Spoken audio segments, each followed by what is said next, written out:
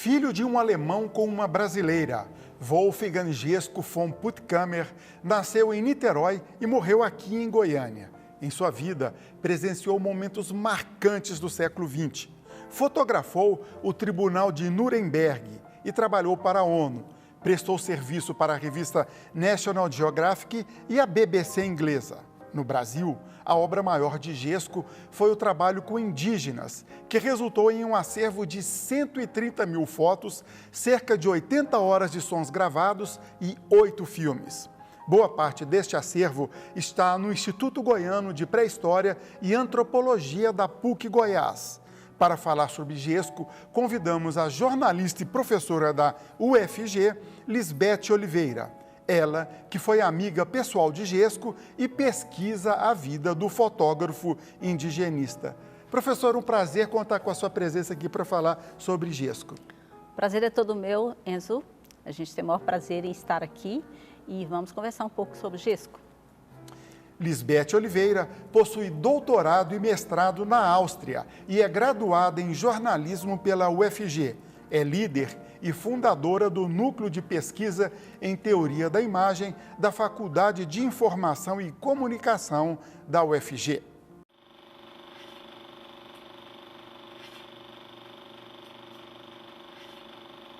Professora, antes de falar de Jesko em si, eu queria saber da sua relação com ele, como surgiu a amizade, vocês trabalharam juntos, como é que foi isso?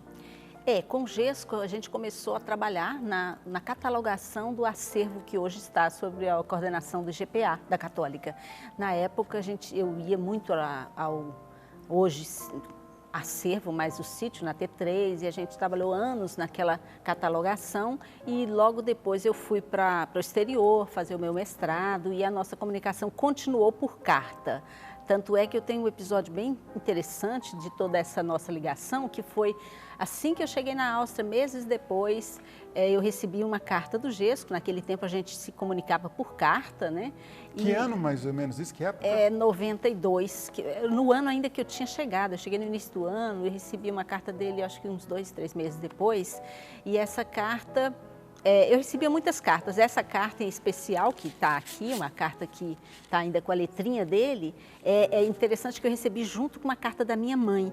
E na carta, eu preferi abrir da minha mãe antes, abri a carta da minha mãe e ela noticiava a morte do Jesko. Para mim foi um choque muito grande, porque na correspondência anterior a gente já estava combinando, eu viria ao Brasil 2 meses depois e a gente eu me somaria a ele numa outra expedição que ele estava programando ao Xingu. Ele nunca desanimava, ele estava sempre programando novas coisas, apesar de já estar com a diabetes bem avançada e com a saúde bem debilitada. Agora me diga uma coisa, a sua área, a sua predileção, inclusive a sua cadeira é fotografia, né? A sua cadeira na UFG.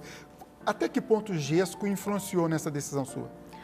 Muito. O Jesko, eu comecei a trabalhar com o Jesko quando eu já estava no final do curso, terminando o curso de jornalismo. E aí eu já fazia fotografia com a professora Rosari, com o professor Thomas, que foi meu orientador de TCC. E esse material todo eu vim reunindo uma parte desses povos indígenas que eu fotografei, que na época eram Goiás, hoje Tocantins, né? O Xerente, Apinagé, Craô e Carajá. A parte deles, que foi o Xerente, é tema da minha tese de mestrado, que eu fiz futuramente, naquela época, na Áustria. Fala o nome da faculdade, é que eu não dei conta de colocar no texto. O mestrado eu fiz na Universidade de Viena, e é nessa universidade que eu fiz o trabalho relacionado ao Xerente, ao povo indígena Xerente, aqui em Tocantins. Mas o meu doutorado, que foi anos depois, né, posteriormente, foi na Universidade de Klagenfurt. Alpen Adria, Universität Klagenfurt, porque é uma região de fronteira entre a Suíça, entre a Áustria, a Eslovênia e a Itália. Tanto é que a universidade fala 3 idiomas, dá disciplinas em 3 línguas, e ali a gente, na fronteira desses 3 países, que é uma parte Alpes, né, os Alpes austríacos e italianos, e a parte adriática, né, porque é do lado da Eslovênia. Então, por isso se chama Alpen Adria Universität, a Universidade Alpen Adria. Vamos, antes de falar do Jesko von Puttkamer, fotógrafo, queria falar um pouco sobre a vida dele, porque ele teve uma vida intensa, né? Foi prisioneiro de guerra, ele fotografou o Tribunal de Nuremberg, que foi aquele tribunal que aconteceu no pós-Segunda Guerra, onde os criminosos de guerra nazista foram julgados. Conta um pouquinho dessa parte para a gente. Eu já conheci o Gesco muito depois disso, né? E essa vida do Gesco, e a ligação dele com toda essa nossa história, a gente tem essa memória registrada, tanto no filme que a Lisa França fez, né, através da própria TV Brasil Central, e o filme depois que o Luiz Eduardo Jorge fez também. Tudo isso década de 90, eles resgataram documentos, resgataram entrevistas com o Gesco, então é um documentário que traz esses aspectos. E um dos aspectos interessantes que eu acho da vida do Gesco é que ele...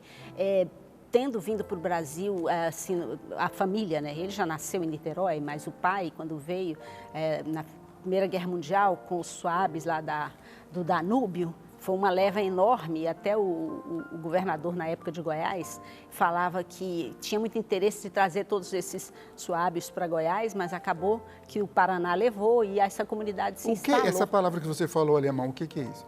Suábios é o nome já traduzido, né? Que são os alemães que viviam ao longo do Danúbio, ali na fronteira com a Polônia. E aí a família do Gesco, essas famílias que vieram, elas têm a ver com esse povo, né? São conhecidos no Brasil como suábios do Danúbio. E eles se fixaram em Guarapuava, lá no Paraná, e aí tem toda uma relação. E o Gesco é responsável por todo o registro fotográfico desses povos lá.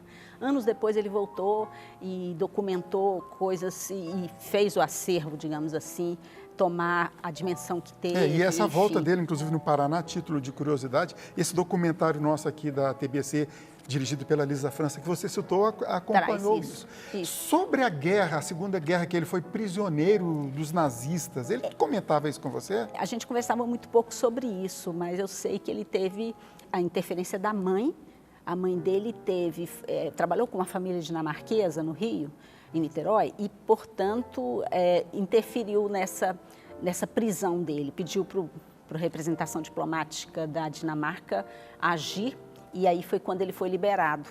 E o irmão dele não teve a mesma sorte, né? O Olavo foi preso pelo nazismo e foi parar em campos de concentração, mas ele conseguiu voltar para o Brasil e trabalhar nessa parada aí dos índios e tal. E existe documentado alguma foto ou fotos documentadas do trabalho que ele fez para o Tribunal de Nuremberg? O que ele fez? Ele fotografou os prisioneiros, os assassinos de guerra, vamos colocar bem claramente? Eu não tenho esse conhecimento, sabe, Enzo? Eu não sei se tem esses documentos, mas o filme da Lisa traz algumas imagens, tá, importantes desse período.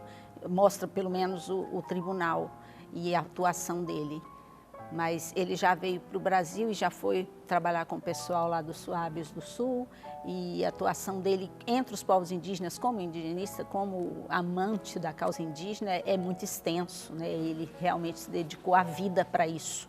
Tanto é que ele não tem descendência biológica, e ele fala em um dos documentários, inclusive, que tudo que ele teve, ele dedicou aos povos indígenas, inclusive o museu, a casa, esse patrimônio que ele tem aí, teve na T3, né? Antes de detalhar mais essa parte mais importante, inclusive, da vida de Gesco, que é a fotografia, o contato com povos indígenas, ele teve uma passagem por Brasília, ainda na construção de Brasília, ele documentou também o surgimento da nova capital? Isso, ele também passou por Brasília, documentou esse início de Brasília e Juscelino Kubitschek, ele teve também uma atuação por aí, né, com a nova cap. Tanto é que, se não me falha a memória, foi através dessa atuação dele que ele foi parar em área indígena e, consequentemente, se apaixonou na época, Carajá, e aí foi parar no Xingu, anos depois, trabalhando com os irmãos Vilas Boas. E a partir daí, então, ele começou já, ou seja, na virada para a década de 1960, então começou a vida dele como fotógrafo, principalmente de indígenas, fazendo o primeiro contato. Exatamente, exatamente. Isso ele descreve que foi uma paixão sem retorno. Ele poderia ter feito, sei lá, carreira na Nova Cap, né, como ele teria a oportunidade de fazer e trabalhar diretamente com a construção da, então, capital, mas ele preferiu e foi seduzido pelos indígenas. Ele tinha uma paixão enorme pelas crianças Carajá, e pelas crianças indígenas em geral, tanto é que onde ele andava em área indígena, ele era acompanhado dos curumins e cunhatãs, como diz o próprio livro dele. da época. E os irmãos, famosos irmãos Vilas Boas, né? Orlando Vilas Boas, me ocorreu aqui o nome deles, mas enfim, os irmãos Vilas Boas foram marcantes, principalmente nos anos 50, 60, em contatos com povos indígenas. Ele trabalhou muito tempo com eles? Como é que Sim, foi? ele trabalhou anos com eles e para ele foi determinante, porque eram povos que estavam entrando, onde os irmãos Vilas Boas estavam em contato, né? Eram aquelas chamadas frentes de atração, onde era muito importante ter muito cuidado, coisas que os Vilas Boas sabiam bem fazer, e ele conta na história de vida dele que ele participou de muitas dessas frentes. A frente de atração é a busca do primeiro contato? Do primeiro Como contato, e às vezes até o segundo contato, como ele conta do Suruí, que é um povo que ele participou desse primeiro contato, e os irmãos Vilas Boas pedem para ele ficar no avião, não entrar de frente, eles entram com os presentes e começa aquela troca, nesse início de flerte aí com aquele povo fugidio e medroso, e que, enfim, ele teve muita atuação nessa parte, ele deixava para chegar depois, ele era muito cauteloso e ele tinha sempre uma sanfona e uma gaita.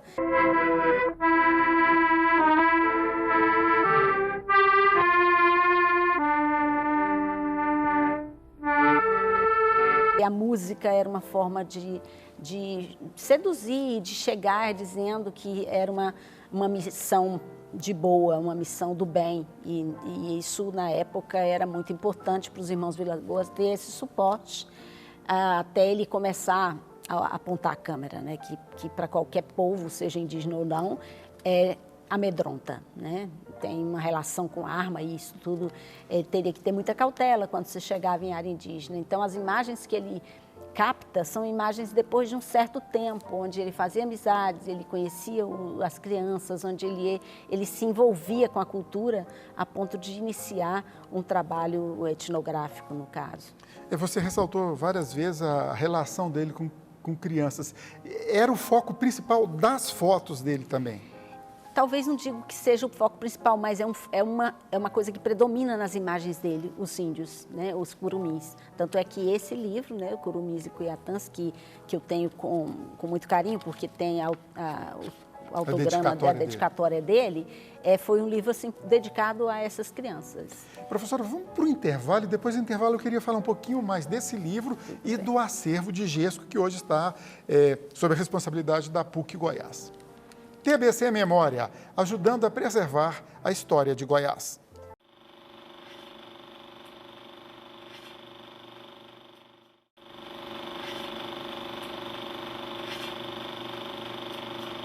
O TBC Memória conversa com a professora da UFG, Lisbeth Oliveira. O nosso tema é Gesco von Puttkamer e o trabalho que ele fez ao longo da vida fotografando indígenas. Professora, no bloco anterior você comentou sobre esse livro aqui, né? É um catálogo do trabalho de Gesco. Fala um pouquinho dessa obra para a gente. Essa obra é bem interessante para mim, porque foi a última coisa que ele me presenteou, digamos assim. Antes de eu ir para a Europa, eu estava indo como recém-formada quase, e com muita expectativa de viver no exterior, de estudar, de poder fugir um pouco do antigo governo Collor, né? Nós estávamos naquela fase. Então, o Gesco me deu o livro em abril de 92. E fez uma dedicatória muito bonita e tal, e eu guardo com muito carinho, porque esse é o início de uma comunicação que não seria mais presencial, digamos assim, como a gente fala hoje, mas seria um início de uma troca de cartas, né? Como eu narrei no início, a carta que culminou com o recebimento de uma carta dele já, com ele tendo falecido, logo depois do aniversário de 75 anos de idade, onde ele me mandou uma foto com a netinha dele, a neta adotiva. Neta adotiva, que você disse. Neta adotiva. Ele não teve herdeiros biológicos, ele teve uma família adotiva, e essa criança ele considera a neta adotiva dele. Ele me mandou uma foto do aniversário, ele com um buquê de flores, bem interessante esse nosso contato posterior. Então, para mim, esse livro ele tinha publicado naquela época, era a mais recente produção. É um livro que tem o título de Cunhatãs e Curumins. Vamos recordar a aula de ginásio, que já faz tempo que nós passamos nele. Mas curumim é criança em idioma As duas indígena. expressões são relacionadas à criança, é a criança indígena brasileira. Então, ele usou esses dois termos para o livro, né, para dar título ao livro. E aqui tem fotos, principalmente de crianças de várias etnias, mas do Xingu, onde ele passou grande parte da sua vida fotografando, né? E aí tem umas imagens bem bonitas. Eu considero um dos livros mais completos em termos de retratar, ou de estar muito próximo, porque o Gesco ele não tinha essa dificuldade de mostrar a espontaneidade de uma criança e de adultos também. Nas imagens que a gente vê, a gente sabe que ele não chegou fotografando e que todo o trabalho dele foi de primeiro se inteirar do que era aquele povo, de entrar na vida, no ritmo daquele povo e depois disso começar a fotografar. E isso é um quesito, né, importante na antropologia visual. A propos, o Gesco é considerado o primeiro antropólogo visual no Brasil. E o Gesco, querendo ou não, ele fez antropologia visual, ele etnografou determinados povos e são hoje documentos importantes para nós, esses documentos visuais que foram produzidos por ele. Agora eu queria falar sobre o processo de produção dele. Ele morreu em 94, 92, uma coisa assim, né? Começo dos anos 90. Ou seja, o mundo digital ele não viveu, ele trabalhou o mundo analógico. Eu estava imaginando aqui como era a dificuldade para nós que estamos nesse mundo de hoje, ele trabalhar com máquinas muito maiores, com filmes, sem ver o resultado em meio à floresta, como que era isso? Ele inclusive fala disso, no momento de captação, a dificuldade, que para ele não era dificuldade, porque ele era muito espontâneo e muito criativo, né? Aquilo que a gente sabe que precisa de criatividade nesse momento. Ele dizia que quando se tratava de filmes, ele pendurava o microfone numa árvore, tentava atrair os índios para perto, né, ou as pessoas que ele gostaria de filmar ou fotografar. Então, ele vivia trabalhando em situações muito de improviso, que é o que acontece em qualquer área de trabalho, a campo, né? E trabalhar com o acervo analógico, isso eu pude ver de perto. A gente não tinha outra opção a não ser catalogar negativos, escrever tudo isso, que foi o período que eu trabalhei com ele. A gente catalogava todos os negativos, a gente identificava esses negativos, fazia copião de coisas para guardar. Então, é um acervo que depois, posteriormente, foi digitalizado pelo IGPA.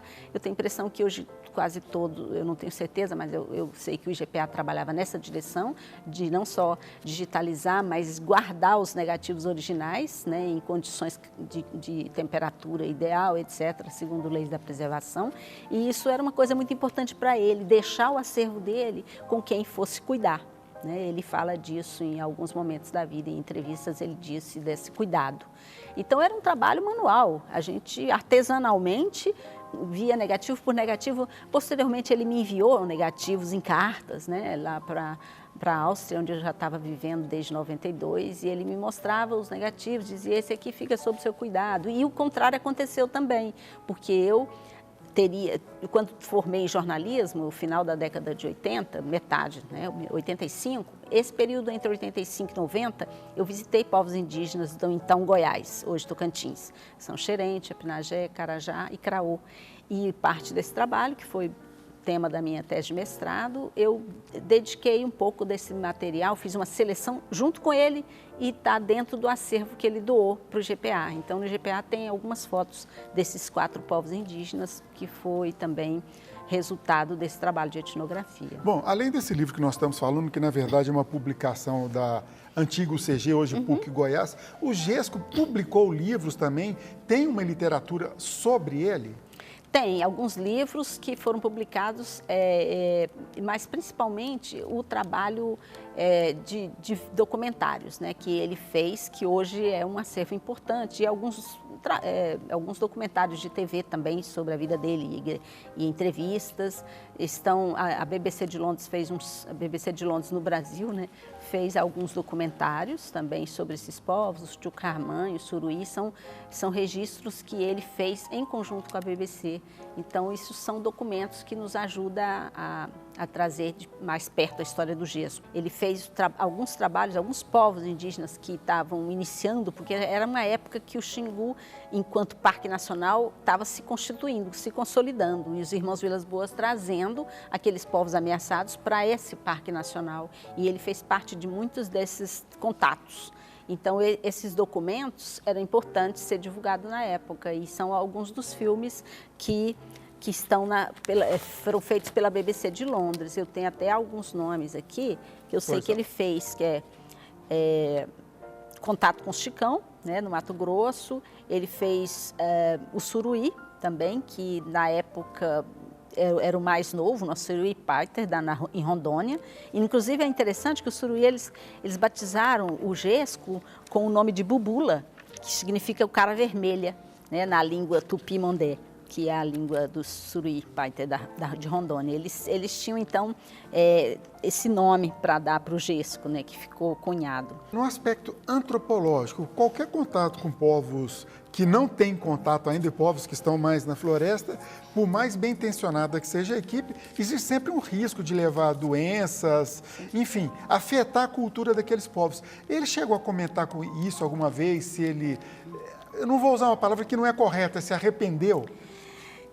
Aquele momento, o que ele tinha que fazer, e ele tinha consciência disso, era documentar fotograficamente. Tanto é que ele não se envolvia com outras questões, né, a não ser dedicar toda o seu patrimônio, que não era tão grande quanto se imaginava, porque no início, se ele tivesse herdado tudo que a família Puttkamer tinha, né, esse fundo Puttkamer aí, a nobreza da antiga Alemanha, e o pai dele era nobre, ele era nobre, eles tinham 2 castelos, perderam tudo, né, depois da República de Weimar, que mudou tudo nessa configuração, mas enfim, ele teria esse dinheiro, ele teria um patrimônio que ele poderia ter um outro ritmo de vida, uma outra direção, e ele optou pelo pouco que herdou, que é essa chácara aí na T3. Ele fala que a família viveu durante 30 anos da venda de verduras, do cultivo de plantas, né? Ali era um grande viveiro, e foi através desse trabalho da família que ele bancou, digamos assim, as viagens. É assim que ele explica, né? Então, ele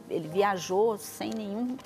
Ele não tinha, como se diz, arrependimento desse trabalho que ele fazia, porque ele fazia com muito prazer. Agora, ele fala em um dos documentários, acho que do Luiz Jorge, lá da Católica, fala um pouco sobre esse período que ele posterior, onde ele revê o diário de campo e ele diz, poxa, que pena que isso está como está agora, os seringueiros, a doença chegando e a forma como o contato aconteceu poderia ter caminhado uma direção, e a gente sabe que não, mas isso tem a ver com toda uma estrutura FUNAI e etc. que a gente conhece. Você já adiantou aí que ele gastava do próprio bolso e prestava serviços para a BBC, para National Geographic, eram coisas esporádicas. Trabalho com o governo, apoio governamental, tinha nesses trabalhos de contato com indígenas? Olha, dinheiro público? Eu acho que não, assim, eu não tenho essa certeza, mas é claro que o Jesco sempre fez questão de jogar tudo que ele tinha para esse trabalho. Tanto é que quando ele teve patrimônio e ele viu que não conseguiria mais manter, né, aos 75 anos de idade, ele disse nada melhor do que deixar na mão de uma instituição com todo o cuidado que terá, e realmente o IGPA faz o seu papel nessa conservação desse acervo. Então, ele realmente contou com outras instituições para cuidar. Mas muita gente o homenageava e reconhecia esse trabalho dele. Ele foi homenageado. Você acha que o trabalho dele é reconhecido? É, reconhecido. Talvez não tanto quanto no exterior foi, né? Ele teve algumas premiações e publicações mesmo. No Brasil, esporadicamente se fala, né? A gente tem o hábito também de esquecer um pouco. Deixa eu te fazer uma pergunta semântica. Indigenista fotógrafo ou fotógrafo indigenista? Eu acho que fotógrafo indigenista. Acima de tudo, um fotógrafo. Porque ele já veio com essa formação, né, essa proximidade com a fotografia, que não é típica de qualquer alemão, mas assim, para quem vem da Alemanha Oriental, tem uma formação já de base, né, com as imagens. Então, ele teve essa formação na fotografia analógica e tal, então ele era um fotógrafo em princípio, e tanto é que ele usava essa sua habilidade e arte para fazer documentos, mas ele tinha uma proximidade muito grande com a fotografia documental, que é onde a etnografia, né, se ancora. Então, eu acho que a questão do indigenista, ou da ligação dele com a antropologia visual, é consequência disso, sem dúvida. Último tópico para a gente abordar, toda essa vida dinâmica dele, mas ele fincou raiz aqui em Goiás, tanto é que no final da vida ele recebeu o título de cidadão goiano.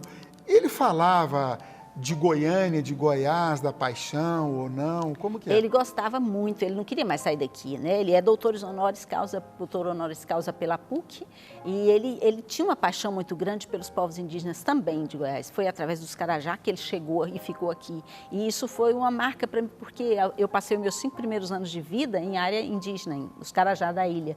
Então, como eu nasci na Ilha do Bananal, eu tinha uma proximidade muito grande com essas imagens dele, né? Depois voltei à ilha trabalhando um documentário também pessoal e aí a minha proximidade era muito maior com o trabalho dele, porque eu sentia que ele era quase do sangue, né? Ele se sentia muito povo indígena, ele nunca fez essa separação como muitos indigenistas ou pesquisadores ou antropólogos às vezes tinham. Ele se inteirava, entrava dentro da cultura, ele conta isso nos diários de campo dele, que ele, na madrugada, quando começava a preencher os diários, escrever, e que os índios se aproximavam, e ele distribuía... A luz de lamparina. A luz de vela, e ele distribuía nesse café para todo mundo, um copinho de papel.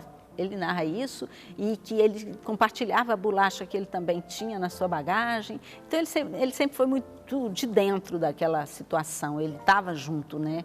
Isso era um diferencial, foi um diferencial grande. Professora, muito obrigado pela sua participação e parabéns por ajudar a preservar a memória de uma pessoa tão importante, não só para Goiás, como para o Brasil. Obrigada, Enzo. Eu também agradeço a todos pela oportunidade. Eu acho que pessoas como Gesco merecem a nossa intenção o tempo todo de puxar a memória, né? De trazer à memória a contribuição que eles deram para o registro, né? de episódios da causa indígena, fotos e filmes e todo esse material que a gente guarda com muito carinho. TBC Memória, ajudando a preservar a história de Goiás.